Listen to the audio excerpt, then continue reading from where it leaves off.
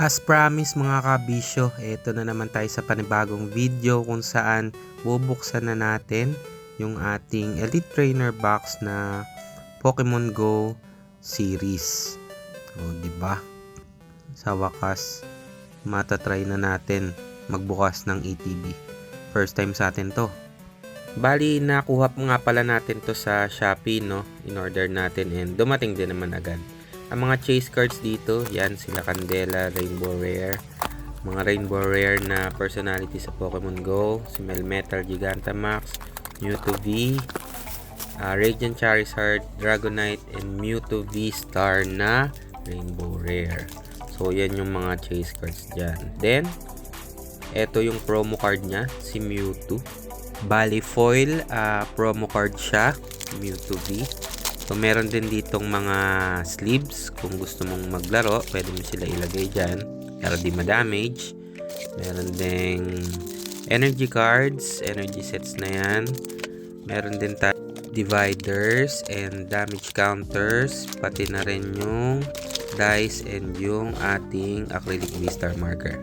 And syempre pinakaabangan natin itong Elite Trainer box ng Pokemon Go series ay merong 10 pirasong booster packs. Madami-dami siya compared sa iba. May siyam ata, 8. Kaya wag na magpatumpik-tumpik pa. At laging tatandaan, swerte malas, enjoy lang. Okay? First pack natin, nakuha natin si Blastoise Holo. Makukuha kaya natin yung ating mga chase cards dito. Second pack, check natin.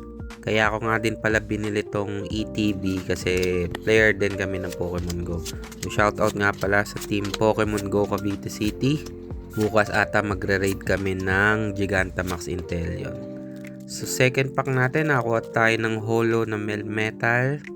So third pack, saswertehin na kaya? Okay, sana naman makakuha tayo ng mga rares, no? Tranquil Reverse Holo and Lapras Holographic. So, fourth pack na tayo. Grabe naman.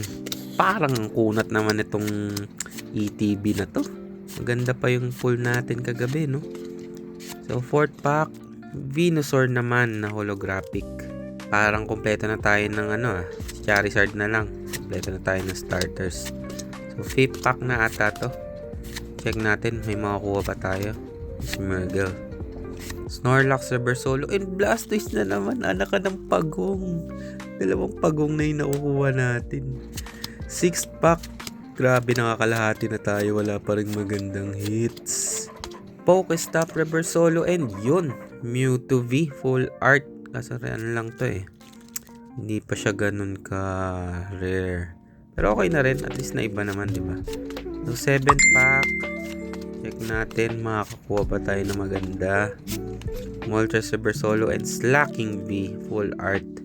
Medyo okay din naman. Basta maganda rin naman mga full art din eh. And to the next pack, sino kaya makukuha naman natin dito? Reverse Holo, ayun, Melmetal na naman. Grabe. Sobrang kunat nitong ETB na to. Bakit ganun? Okay lang ba to? Lagi na lang bang malas?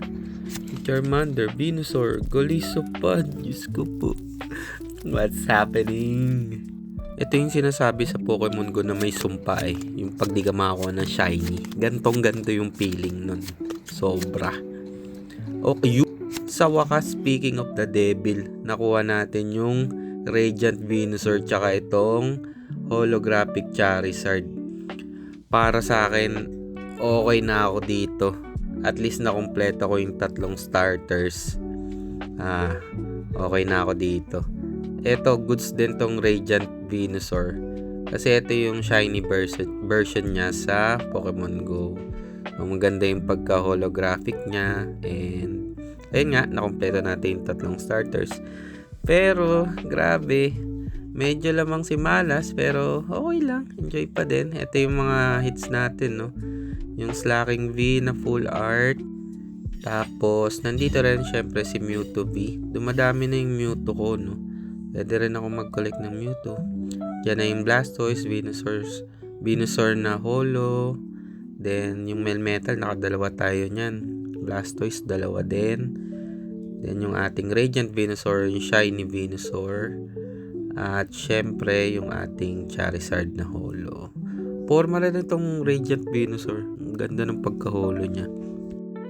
All in all, I will rate the Pokemon Go Elite Trainer Box 4.5 out of 10. And eto, bonus na lang tong ating foil promo card na Mewtwo V Full Art. Yun lang, see you ulit sa next video. Bukas pupunta tayo ng Toycon. Sana makakuha tayo. Bye!